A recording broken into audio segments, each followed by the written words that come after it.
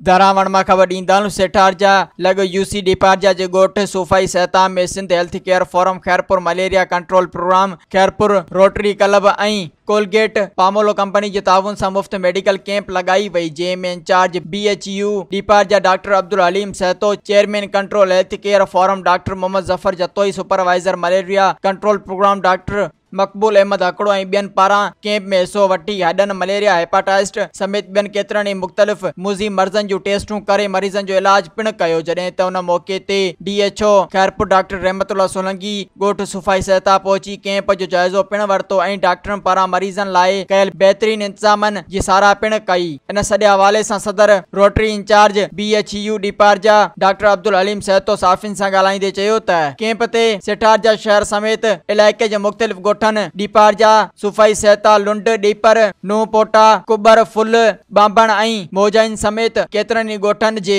1800 खां वधीक मरीज़नि जूं टेस्टूं करे इलाज पिणु कयो वियो आहे। हिन वधीक चयो त असां तमामु घणा शुक्रगुज़ार आहियूं चेयरमैन कोलगेट पामोलो नवीद अहमद जा, जंहिं हिन कार खेर में भरपूर ताउन कयो। मज़ीद ख़बरनि ऐं तफ़सीलात लाइ विज़िट कयो असांजी वेबसाइट www.awamiNewsHD.com ऐं ॾिसंदा रहो अवामी न्यूज़ HD।